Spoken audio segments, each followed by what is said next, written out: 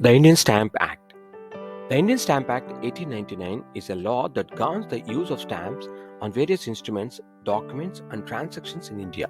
To crack down on judicial exam, it is important to have a good understanding of the following topics related to the Indian Stamp Act.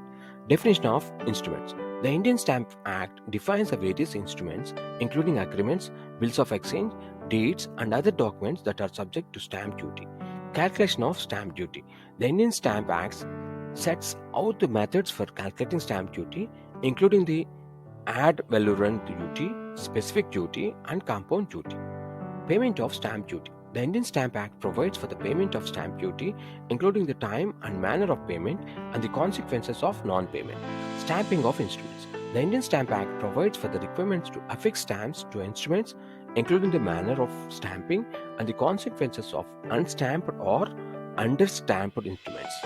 Evidence of instruments. The Indian Stamp Act provides for the provisions related to the evidence of instruments, including the admissibility of unstamped or understamped instruments and the effect of non-compliance with the stamping requirements. Penalties and prosecutions. The Indian Stamp Act provides for the provisions related to penalties and prosecutions, including the penalties for non-payment of stamp duty and the procedure for prosecution. It is important to study the relevant provisions of the Indian Stamp Act, cases interpreting the Indian Stamp Act, and legal concepts related to stamp duty and revenue law in order to be well prepared for a judicial exam.